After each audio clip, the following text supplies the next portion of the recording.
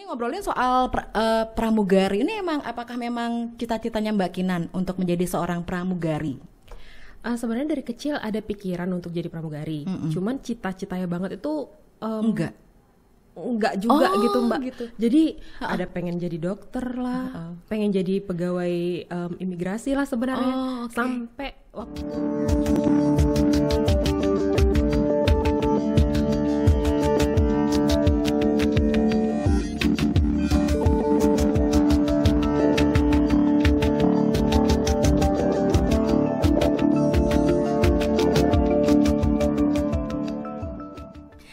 Perhatian kepada para penumpang yang udah ditinggal Ayang, mending ikutan sama kita sekarang. Hai sahabat kreatif, ketemu lagi bersama saya Irna, dan kali ini udah tahu kan clue-nya apa yang tadi sudah aku awal jadi pembukaan kita, yaitu ting. Ntar dulu deh, soalnya hari ini kita bakal ngobrol sama wanita cantik, menarik, dan pastinya kamu udah sering banget ketemu kalau misalnya naik pesawat terbang. Langsung aja aku mau sapa Mbak Kinan. Hai, apa kabar Kak? Halo Mbak, baik. Sehat ya? Sehat. Salam Apa sehat. kabar Mbak Irna? Sehat juga, terima kasih. Nah ini ngobrolin soal pramugari. Ini emang apakah memang cita-citanya Mbak Kinan untuk menjadi seorang pramugari? Sebenarnya dari kecil ada pikiran untuk jadi pramugari. Cuman cita-citanya banget itu enggak juga gitu Mbak. Gitu. Jadi ada pengen jadi dokter lah, pengen jadi pegawai imigrasi lah sebenarnya. Okay. Sampai waktu sudah agak besaran SMA gitu, pengen kerja di pertelevisian. Jadi gara-gara lihat Trans TV, pengen nih jadi pegawai Trans TV kayak gitu.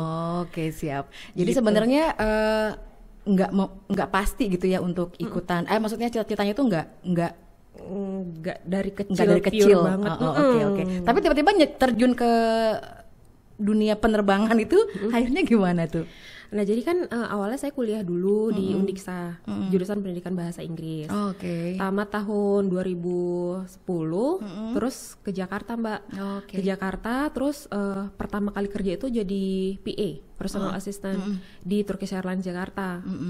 Nah awal di situ tuh mulai nih tahu kayak gini ya dunia penerbangan kayak gitu. Tapi saya tuh ngerasa nyaman aja gitu waktu itu jadi PA.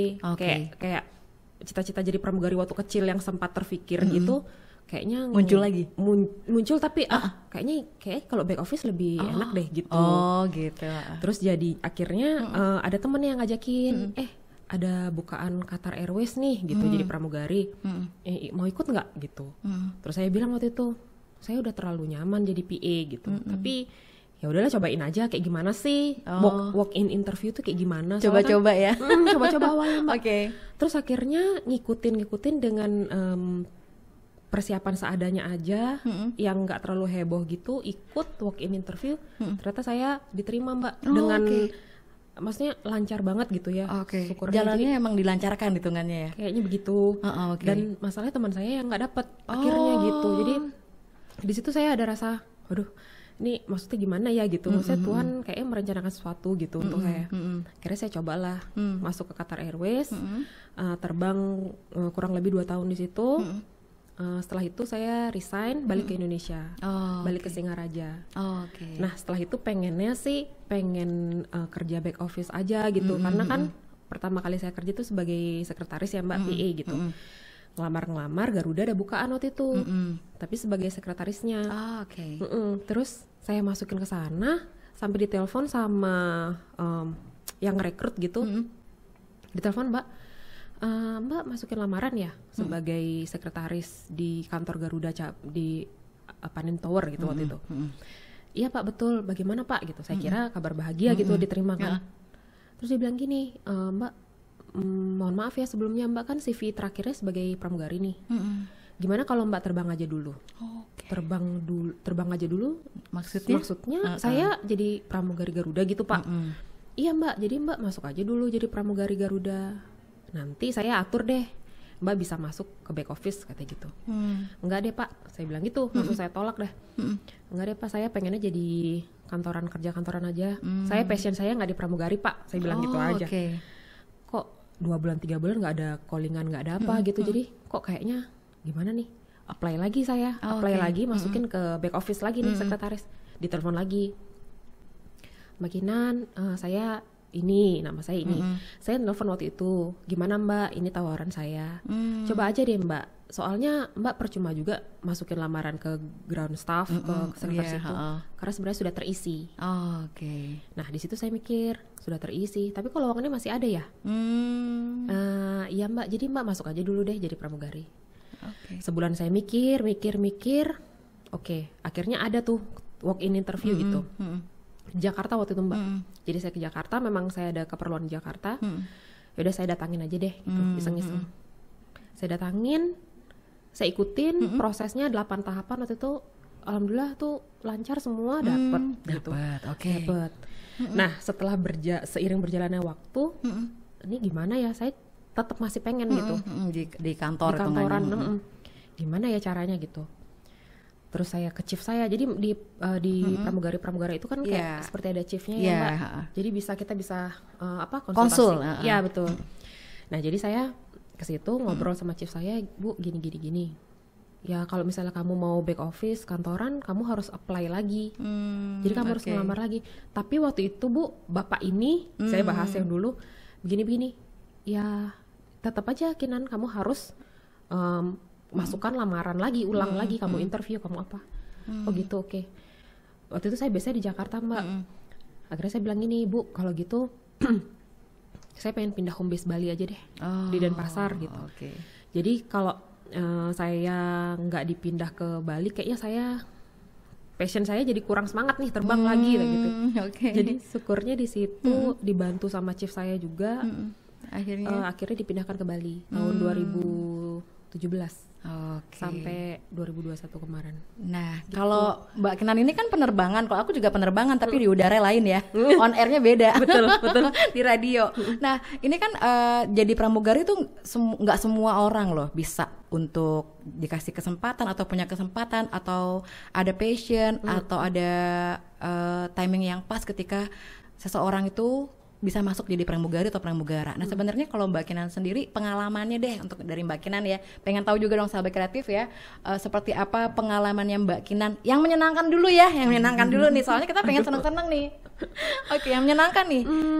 Kan ini Qatar Airways hitungannya kan untuk internasional ya, penerbangan internasional. Ya. Oke, kemana aja, negara mana aja atau gimana? Kalau Qatar Airways itu ke semua negara Mbak. Ke semua negara, oke. Ke semua negara, kecuali ada beberapa negara yang mungkin belum dibuka waktu saya masih di situ ya. Belum dibuka. Rutenya belum dibuka. Jadi ke semua belahan negara Qatar Airways ada lah gitu. Kalau Garuda juga sebenarnya internasional. Cuman destinasinya mungkin masih terbatas gitu, tidak sebesar Qatar mungkin ya. Kalau pengalaman yang menyenangkan apa? Pastinya pernah ke negara-negara gitu. Iya pastinya. Jadi kalau misalnya terbang kemana gitu, pasti kita stay-nya bisa 2 malam atau 3 malam Mbak. Asik. Nah di situ mungkin enaknya. Jadi di situ enaknya kita bisa, misalnya nonton film gitu, ini kayaknya lagi ada di Venice deh gitu. Ternyata terbang ke Venice gitu. Dan itu bisa request ke sana juga Mbak. Kalau di Qatar ya. Bisa request schedule untuk destinasi mana yang mau kita kunjungi bulan depannya. Jadi setiap bulan depan itu enak banget ya. Sebenarnya enak Mbak. Iya bener banget. Misalnya ya kan ada yang pengen ke Kapadokia gitu. Betul. Jadi zaman-zaman aduh udah pengen banget tuh ya. Oke. Tapi nggak semua apa yang kita bidding gitu, nggak semua kita dapatkan pastinya. Karena kan ribuan. Iya benar jadi, banget. Jadi kira-kira 70-80% pasti dapat lah tujuan yang mana kita pengen. Tapi pernah nggak mengajukan juga? Sering, setiap bulan. Tapi semuanya dapat nggak? Selalu sih. Selalu sih. Biasanya misalnya pengennya ke Paris gitu. Bulan depan Desember Paris, misalnya tanggal 25 pas Natal gitu. Kemungkinan besar nggak dapat Mbak. Mungkin besar nggak dapat, tapi diganti Paris mungkin tanggal 1-nya, tanggal 2-nya gitu. Tapi dapat aja destinasi. Tapi dapat aja. Itu senangnya gitu. Itu pengalaman yang menyenangkan. Nah, ini sekarang deg-degan nih soal pengalaman yang tidak mengenakan. Pengalaman yang tidak mengenakan. Karena memang ada juga akunya sebagai penumpang kadang-kadang pas lagi di atas kan kadang-kadang ya turbulensi yang gitu kan. Terus yang deg-degan lihat situasi, misalnya pas lagi bagian dapatnya yang bagian jendela nih, ngintip dikit, aduh, kayak gitu kan? Itu ada, saya juga Ada ya? Oke. pernah merasakan seperti itu. Lebih nggak enaknya juga sebenarnya banyak juga. Oh, oke. Salah satunya mungkin karena pramugari itu dituntut harus selalu siap, fresh gitu. Jadi Iya. kalau misalnya flightnya malam, berarti kan jam tidur kita terbalik tuh Mbak. Oh iya benar. Jadi jam 12 malam misalnya take off, jadi kurang 3 jam, biasanya jam 9 malam dijemput.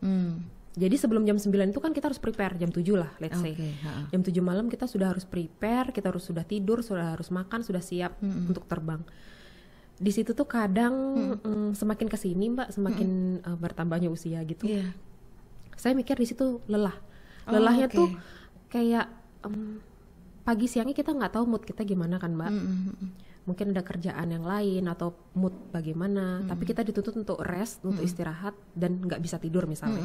Sedangkan jam 7 sudah harus siap-siap. Jadi kita paksa mata harus begadang dengan pikiran yang ada di mana-mana.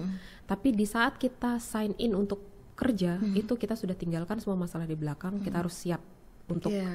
terbang. Siap untuk terbang ini bukan semata-mata untuk dandan cantik, wangi, pakaian rapi, geret koper kayak gitu, terus ngeliat penumpang di airport jalan.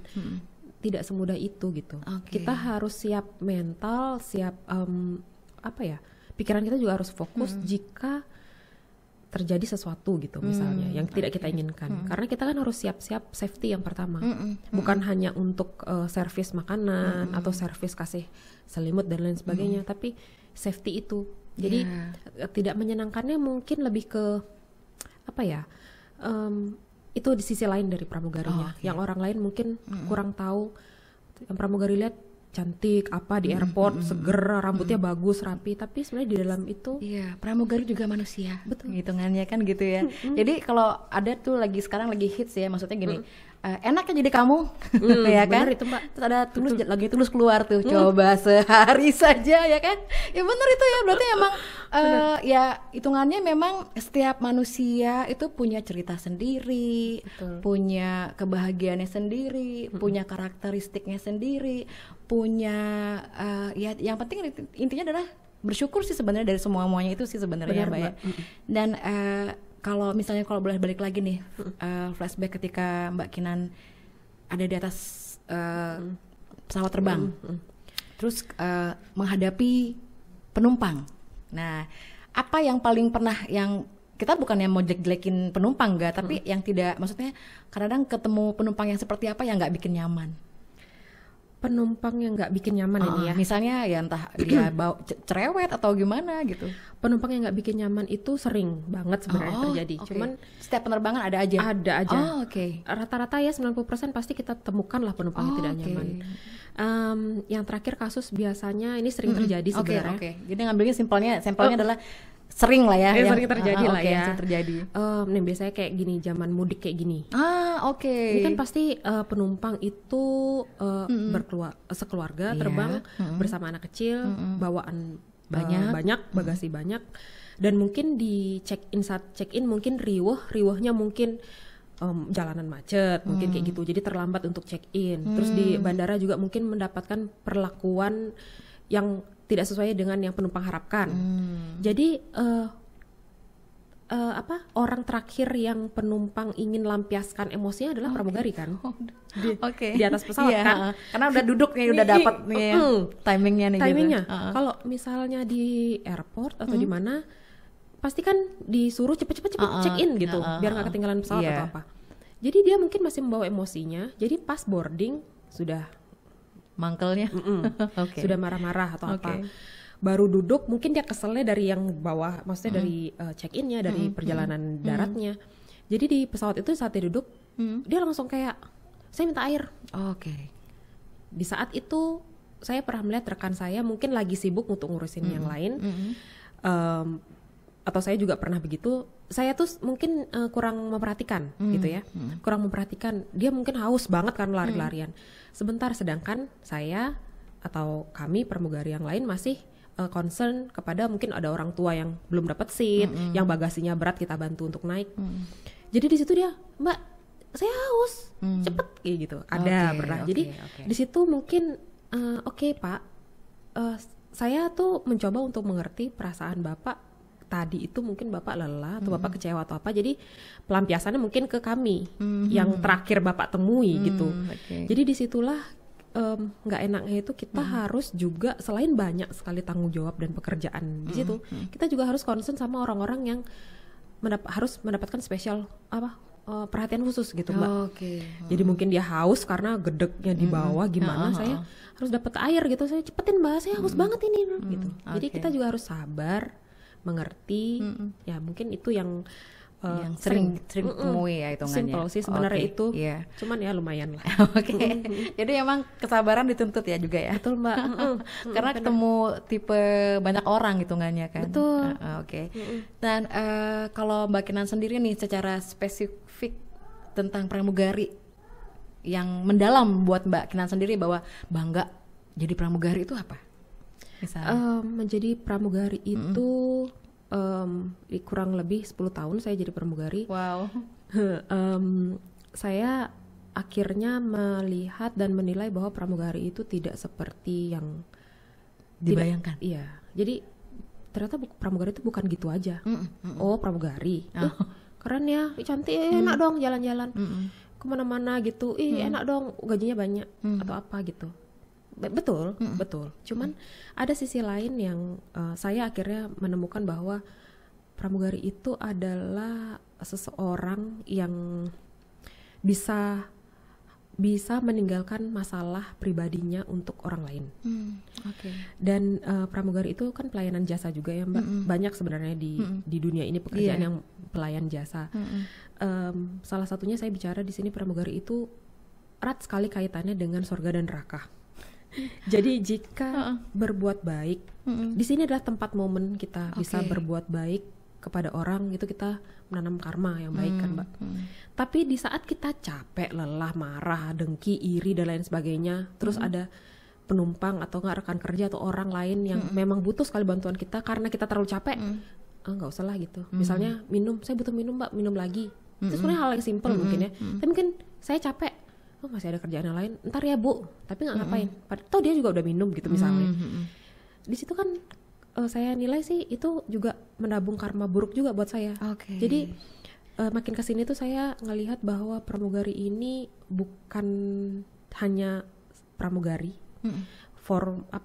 frontliner yang biasa kita lihat di pesawat, bandara, begitu. Tapi saya sekarang ini melihat bahwa pramugari itu pekerjaan yang luar biasa, berat sebenarnya gitu. Jadi makanya kenapa kalau misalnya orang bilang gajinya enak dong, jalan-jalan ini dong, harus worth it gitu. Nggak tahu behind the story-nya. Bener. Ya kan? Sebelum terbang pun istirahat yang cukup, makan yang cukup, meninggalkan keluarga di rumah gitu ya.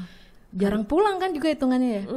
Iya, bisa 3 hari 4 hari sih. Tapi kalau misalnya waktu di Qatar kan hub saya di Doha Mbak.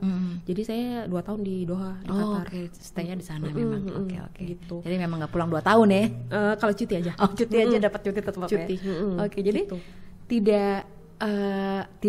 tidak menutup kemungkinan bahwa memang sebagai pramugari itu uangnya gede.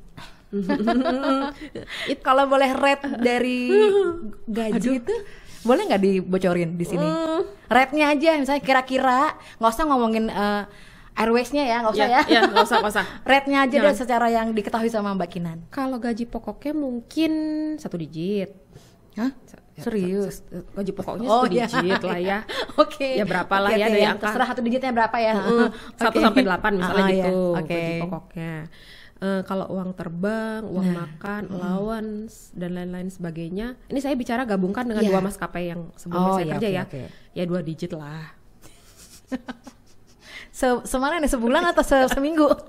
Sebulan Mbak. Sebulan ya. Oke. Ya bisa untuk keluarga. Bisa untuk keluarga. Tapi itu makanya tergantung kitanya juga. Kalau kitanya ya. Betul.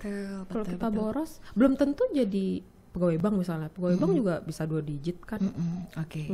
Siap. 2 digit ya, sahabat kreatif, cukup tahu kan. Ya udah. Nah, jadi nih sekarang nih kalau misalnya yang sebelum kita tutup nih ya obrolan kita kali ini, ada nggak yang ingin disampaikan sama sahabat kreatif yang mungkin tertarik juga ingin jadi pramugari? Persyaratan yang penting jadi pramugari misalnya, ayo boleh disampaikan. Kameranya sebelah sana. Syaratnya sebenarnya masing-masing maskapai itu punya syarat. Oh, beda-beda. Beda-beda biasanya, Mbak. Tapi syarat umumnya itu di mana-mana sama lah. Misalnya tinggi badan, proporsional dan berat badan. Secara langsung nengok badan ya. Langsung saya juga jadi nggak pede. Oh enggak. Oke, and then terus secara visual terlihat ideal dan sempurna. Misalnya tinggi badannya 165, berat badannya 60, tapi kelihatannya mungkin kurang ini, mungkin kelebihan itu, mungkin gitu. Jadi kita memang udah perfect ya hitungannya kan sebenarnya. Jadi dilihat dari tinggi badan, berat badan proporsional. Kemudian tamat SMA atau SLTA sederajat. Ada juga maskapai luar negeri yang syaratannya harus sarjana S1 ada. Ada juga yang D3 atau tamatan SMA bisa. Terus kemudian bahasa Inggris itu pasti. Itu pasti. Jika ada bisa bahasa yang lain itu prioritas biasanya gitu. Terus biasanya ya atraktif. Mau bekerja kelompok, mau bisa bekerja sendiri juga, ya itu standar ya. Friendly, always smile. Ya, tapi kadang-kadang ada orang yang terlalu pede untuk ngelamar, merasa cantik, ya memang dia cantik. Pede banget, malah biasanya nggak dapet. Karena ada sisi lain lah yang dilihat, yang maksudnya yang over. Iya. Jadi di sini kan biasanya pramugari itu adalah menjual jasa. Maksudnya kita adalah orang yang willing to help gitu, ingin membantu. Maksudnya berbaur di lingkungan mana saja gitu. Kalau misalnya dilihat terlalu cantik, terlalu perfect, malah biasanya juga gagal biasanya ya. Jadi yang saya bisa sampaikan. Jadi humble itu sangat penting. Be humble. Jadi nggak harus terlalu percaya diri, tapi nggak juga terlalu rendah gitu. Maksudnya tahu kita menempatkan diri gitu. Karena di saat walk in itulah biasanya interviewer itu ngelihat kita gitu. Jadi sambil note aja ini orang. Biasanya gitu sih, Mbak. Jadi humble itu sangat penting. Mental juga ya. Betul. Humble dan mental. Ada lagi? Nggak ada, cukup itu? Cukup itu. Deh. Terima kasih Kinan untuk kesempatannya kali ini, dan buat sahabat kreatif, kalau emang kamu tertarik pengen jadi pramugari kayak Kak Kinan, semoga tercapai ya. Amin. Dan memang itu adalah passionnya, karena memang kalau udah terjun ya udah terjun aja, nggak usah maksudnya digeluti dengan suka hati. Betul. Gitu ya. Ya jangan setengah-setengah. Jangan setengah-setengah, dari hati harus dari hati. Saya Irna dan Kinan pamit, kasih ucap terima kasih. Bye.